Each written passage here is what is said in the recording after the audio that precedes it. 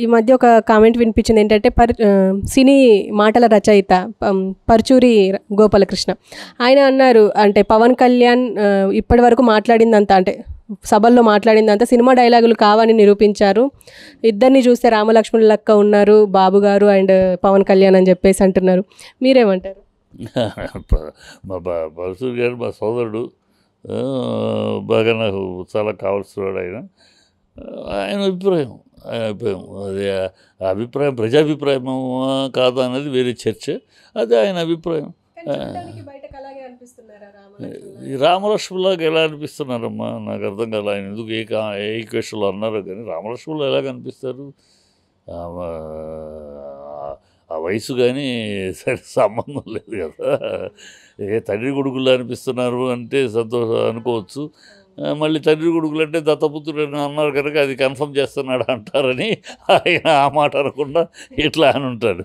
తండ్రి కొడుకుల్లాగా అనిపిస్తున్నారంటే ఒక అర్థం ఉంది. అన్నదమ్ములుగా అంటే అర్థం లేదు. ఎందుకంటే అన్నదమ్ములు కంటే ఇది చంద్రబాబు పవన్ కళ్యాణ్ తల్లిని తిట్టాడు అని వీళ్ళు చంద్రబాబుని ఈయన తిట్టాడు. సో అన్నదమ్ములు అయితే మరి తల్లిని తిట్టితే తన తల్లిని కూడా తిట్టినట్టే కదా.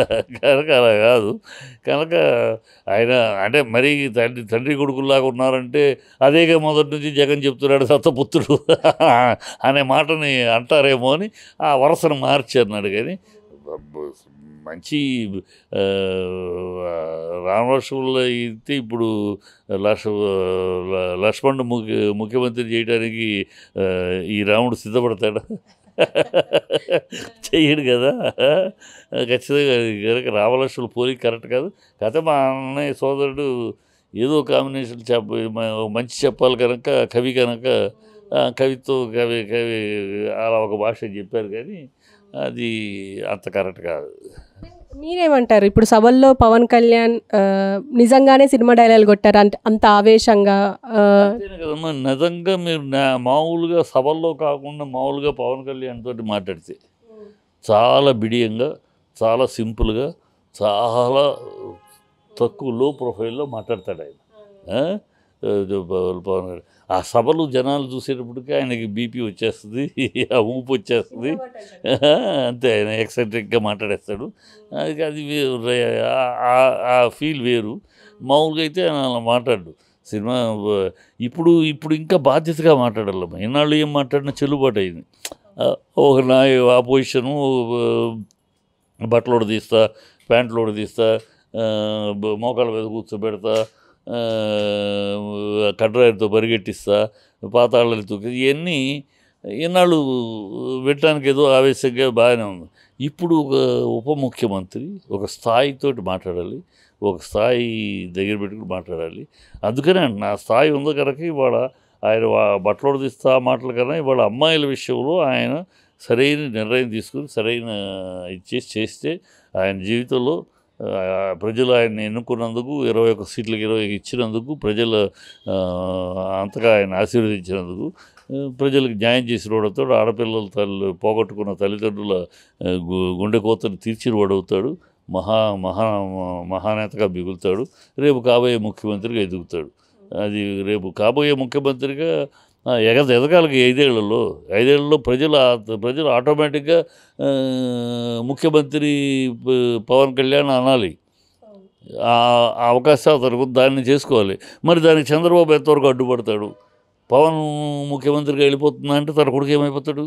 కనుక ఆయన ఎలాంటి వ్యూహాలు పడుతాడు? చంద్రబాబుని ఎక్కడ, పవన్ కళ్యాణ్ ఎలా తొక్కాలి, ఎక్కడ నొక్కాలి, ఎట్లా ఆయన వ్యూహాలు అని ఉంటాయి. తప్పులేదు. కొడుకుని ప్రమోట్ చేసుకుంటామనుకో ఏ తండ్రి అయినా చేసే పని. అది మన దేశంలో ములాయం సింగ్ యాదవ్ అవ్వచ్చు, అవ్వచ్చు, కరుణానిధి అవ్వచ్చు, లాలూ ప్రసాద్ అవ్వచ్చు, దేశంలో అనేక చోట్ల అనేక ముఖ్యమంత్రులు వాళ్ళ హయాంలో వాళ్ళ కొడుకుల్ని ప్రమోట్ చేసుకున్న సందర్భాలు ఉన్నాయి. ప్రజలు అంగీకరించేది కూడా. సో కొడుకుని ప్రమోట్ చేసుకోవటంలో తప్పే లేదు, ఏ సీఎం అయినా. సో అందులో తన కొడుకుని ప్రమోట్ చేయడానికి తాపత్రపడే ప్రజలు తప్పుపట్టరు. కాకపోతే పవన్ దెబ్బతింటాడు. సో పవన్ ఆ విషయంలో అప్రమత్తంగా ఉండాలి, ఆ విషయంలో జాగ్రత్తగా ఉండాలి. రేపు రాబోయే రోజుల్లో సార్ ఇప్పుడు జగన్ విషయానికి వస్తే షర్మిల అంటే వైఎస్ఆర్ లెగసీని జగన్ దగ్గర లేదు, నా దగ్గర ఉంది అన్నట్టుగా మాట్లాడుతున్నారు. అంటే ఆ లెగసీ కూడా లేదు అంటారా? హిమాలయాలకు వెళ్ళిపోతున్నారు అని చెప్పేసి అంటున్నారు, కర్ణాటక వెళ్ళిపోతున్నారు అని చెప్తున్నారు. ఇది పిచ్చిపోతలమ్మా. ఇవి గెలిచిన తర్వాత ఈ ఈ రాష్ట్రంలో రాజకీయాలు ఎట్లా అయిపోయిందంటే, ఒక ఎన్నికలు గెలవగానే గెలవడంతో మొత్తం సర్వం మన చేతికి వచ్చేటట్టు, విశ్వాన్ని మన అరచేతిలో పట్టుకున్నాం అన్నట్టు ఫీల్ అయిపోతూ అహంకారంతో పొగరుతో మాట్లాడుతూ ఉంటారు. గతంలో అలా మాట్లాడలందరూ ఏమయ్యారో చూసాం. ఏమి పిచ్చికోతలు. ఎందుకు వెళ్తాడు పోరాడతాడు, నిలబడి పోరాడుతాడు. గతంలో పోరాడలేదా? 60 సీట్లు వచ్చినప్పుడు వెళ్ళిపోయాడా? జైల్లో పెట్టినప్పుడు వెళ్ళిపోయాడా? వెళ్ళలేదు కదా, పోరాడే కదా ఉన్నాడు. ఇప్పుడు పోరాడతాడు. ఇప్పుడు తన తప్పులు తెలుసుకుంటాడు. ప్రజలు ఎందుకు దాన్ని ఇంతగా సంక్షేమ పథకాలు చేసి ఇంతమంది కుటుంబాలు 64 లక్షల కుటుంబాలు బెనిఫిట్ పొందిన ఎందుకు ఓడించారు, ఏమిటి దానిలో జరిగిన తప్పు ఏంటి అనలైజ్ చేసుకుంటాడు. ఆ తప్పులు సమీక్షించుకుంటాడు, ముందుకు వస్తాడు. వెళ్ళిపోతాడు పిచ్చివాగుడు. మాది రాజకీయ పరిజ్ఞానం లేకుండా, రాజకీయ విజ్ఞానం లేకుండా ఏదో వాగడే. ఇప్పుడు అతను వెళ్ళాల్సిన అవసరం లేదు, పోరాడతాడు, నెక్స్ట్ పోరాడతాడు, గెలుస్తాడు, లేకపోతే మళ్ళీ లేదు. రాజకీయాల్లో గెలుపోవటములు సాధారణం. ఎవరు ఓడిపోలా? మహామహులు ఓడిపోయారమ్మా. ఎన్టీఆర్ అంతటి మహానాయకుడు ఓడిపోలా? రాజశేఖర రెడ్డి ఓడిపోలా? ఎవరు ఓడిపోలా? చంద్రబాబు ఓడిపోగానే కుట్లు కట్టేశారు, లేదు కదా. కరుణానిధి గారు ఓడిపోలా? జయలలిత ఓడిపోలా? ములాయం సింగ్ ఓడిపోలా? దేశంలో ఎంత మహానాయకులు ఓడిపోలా? గెలుపోవటములని రాజకీయాల్లో సర్వసాధారణం. గెలిచినప్పుడు కుంగిపోకుండా ఎందుకు ఓడిపోయామో అనలైజ్ చేసుకుని ముందుకెళ్తే వాళ్ళకి భవిష్యత్తు ఉంటుంది. కాకుండా కుంగిపోయి పిచ్చి రాజకీయాలు చేస్తే ఇంకా కిందిపోతారు. అంతే. అలా కాకుండా ఇప్పుడు జగనేమి అలాంటి అల్పుడు కాదు నా ఉద్దేశంలో. ఎందుకంటే సోనియా గాంధీని ఎదిరించి నిలబడినాడు కదా, ఎదిరించి పోరాడినాడు కదా, జైల్లో వేస్తే కూడా నిలబడ్డాడు కదా. సో అలాంటి వాడు ఎందుకు భయపడతాడు? చిన్న వయసు, ఇంకా పైగా వయసు అయిపోయిందా? కాదు కదా, చిన్న వయసు. 5 ఏళ్ళు కాదు 10 ఏళ్ళు పోరాడతాడు.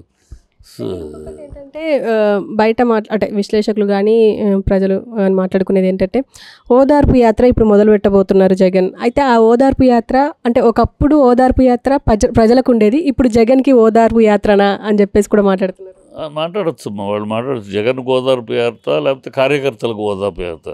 ఇప్పుడు కార్యకర్తలు ఒక్కటి గుర్తుపెట్టుకోవాలమ్మా, నేను విశ్లేషకుడిగా చెప్తున్నా. జగన్ ఓడిపోయాడు, కానీ పర్సంటేజ్ ఆఫ్ ఓట్స్ 40% అతను ఓట్లు అతను ఉన్నాయి. ఎక్కడ ఓడిపోయాడు అతను? ఏ క్యాలిక్యులేషన్లో ఓడిపోయాడు? 40% అతను ఓట్లు అతనికి వచ్చినాయి. కానీ వీళ్ళ ముగ్గురు కలయికతో వాళ్ళ పర్సంటేజ్కి ఒకళ్ళొకళ్ళు ఓట్లు ట్రాన్స్ఫర్ అయ్యింది. సో అతను 40,000 మంది 40 కోట్లు అంటే 2 కోట్ల మంది ఓట్లు వేశారు అతనికి. 3 కోట్ల మంది ఈ కాంబినేషన్కి వేస్తే 2 కోట్ల మంది అతనికి వేశారు. సో ఈ 2 కోట్ల మంది నిరాశ నిస్పృహతో ఉన్నారు. ఏమైంది? ఎందుకంటే ఖచ్చితంగా 100 సీట్లు తగ్గకుండా వస్తారు అనుకున్నది అన్ని విశ్లేషణలు చెప్పారు. ఆఖరి 10 రోజుల్లో ఏం మార్పు ప్రజల్లో ఎందుకు ఆ మార్పు వచ్చింది. దానికి ఎందుకు విశ్లేషణ అనేక కారణాలు. టైటిల్ యాక్టు, మీ ల్యాండ్ మన ల్యాండ్ వాడు పోతుందని భయపడ్డారు. అది వీళ్ళు బాగా ముందుకు తీసుకెళ్లారు అపోజిషను. అది ప్రజల్లో నమ్మకం ఏర్పడింది. అమ్మో మన పొలాలు పోతాయేమో అని అనుమానం వచ్చేసింది. అట్లాగూ వాలంటీర్ని 10,000 ఇస్తా అన్నాడు. స్పెషల్ సంక్షేమ పథకాలు అతనిస్తే దానికన్నా ఎక్కువ ఇస్తా అన్నాడు. ఎక్కువ ఇస్తానంటే మనం ఎందుకు వద్దనుకోవాలి? ఇస్తానంటున్నాడు కదా, ఎందుకు వద్దు? ఇలాగ రకరకాల కారణాలు. ఉద్యోగస్తులు వాళ్ళ పెన్షన్లు సరైన రాలేదని వాళ్ళు, సారా మందుబాబులు ఉన్నారని కోటి దాకా ఓట్లు ఉన్నాయి. మందుబాబులు ఈ రేటు పెరిగిపోయినాయి అని ఇట్లాగూ రకరకాల కారణాలు కలిసి వచ్చినాయి. అవి విశ్లేషణ చేసుకుని ఇప్పుడు దాన్ని ఎట్లా సరిదిద్దుకోవాలి, ఎట్లా ప్రజలకు రావాలి. 40% ఓట్లు వచ్చినాక ఆ కార్యకర్తలు అందరూ కూడా దిగాలు పడిపోయారు. వాళ్ళకి మనోధైర్యం కల్పించడానికి చేయాలి, ఏ నాయకుడైనా చేయాలి. అది జగన్ అయినా చేయాలి, చంద్రబాబు అయినా చేయాలి. ఓటమప్పుడు చంద్రబాబు చేసుకోలేదా? కార్యకర్తల్ని పట్టు రోజు రోజు ప్రెస్ మీట్ పెట్టి రోజు ఒకటి ఏదో ఒకటి ఎందుకు చేశాడు ఆయన? ప్రజలను తన కార్యకర్తల్ని నిలబెట్టుకోడు. ఏ నాయకుడైనా చేస్తాడమ్మా, అది తప్పులేదు. ఆ కార్యక్రమం అది తన కార్యకర్తల్ని ఉత్తేజపరుచుకుని ఉత్సాహపరుచుకుని వాళ్ళ నిరాశ నిస్పృహ నుంచి బయటికి తీసి ఏం భయం లేదు, మనకుందో మన రోజులు మనకు ముందు ఉన్నాయని ఒక ధైర్యం చెప్పాల్సిన నాయకుడు